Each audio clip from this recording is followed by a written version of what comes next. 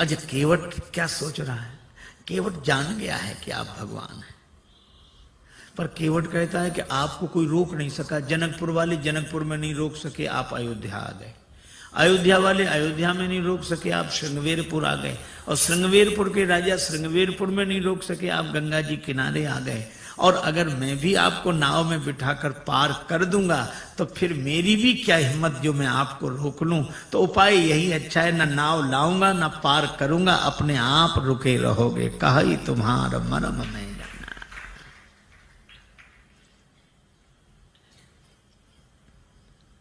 भगवान से कहता है कि प्रभु महाराज, आपके चरण कमलों की रज में ऐसा जादू है, मनुष्य बना देने की शक्ति है।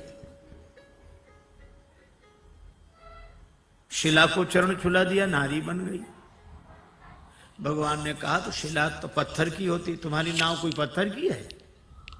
केवट बोला, वाह महाराज, शिला तो देर में बनी होगी, ये तो लकड़ी तो पत्थर से कोमल होती है। पाहन ते बन बाहन काठ को कोमल है, जल खाई रहा है। ये तो और जल्दी बनेगी, पानी में पड़ी हुई लकड़ी और कोमल हो। भगवान ने कहा, क्या उपाय क्या है, क्या चाहते हो? केवट बोला, हम क्या चाहते हैं, आप पार जाना चाहते हो कि नहीं? भगवान बोले, हमें तो जाना ही। तो फिर ये कहो, आप चाहते हो पार जाना? हाँ, तो जो प्रभु पार अवसिगा चाहो, मोहि पद पदुम पखारन कहा। अपने चरण कमल धोने के लिए कहो। भगवान ने कहा कि वैसे काम नहीं बनेगा। केवट बोले, कैसे बनेगा?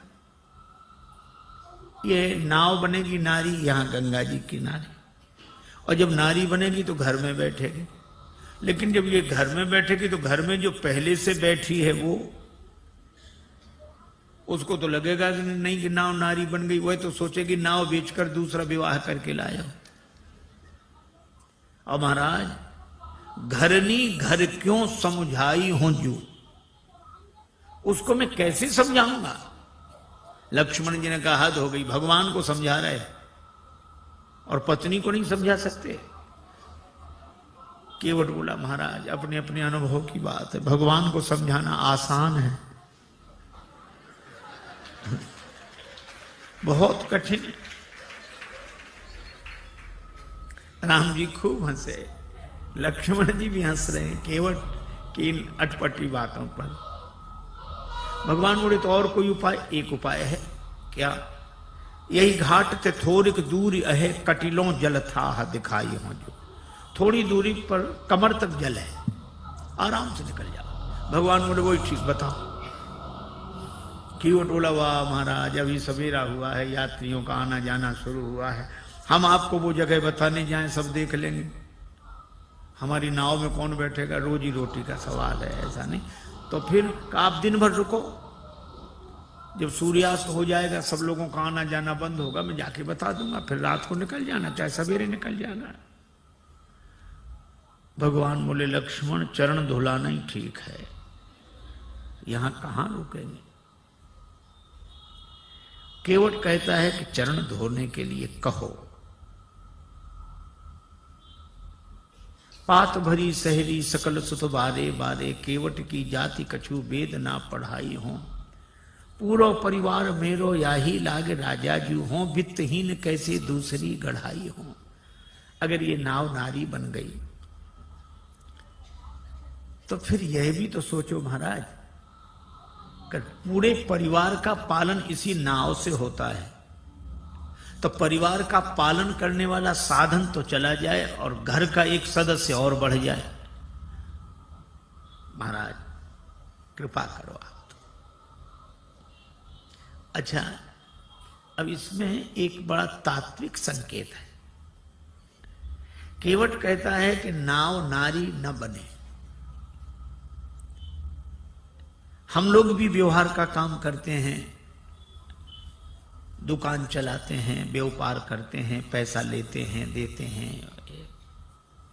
श्री तुलसीदास जी कहते सब करो कोई बात नहीं। केवट भी यही करता है, धंधा करता है, यात्रियों को बिठाता है, उस पार ले जाता है, पैसा लेता है। लेकिन इस केवट की सबसे बड़ी विशेषता एक है कि यह नाव तो चलाता है, लेकिन नाव गंगा जी में चलाता है।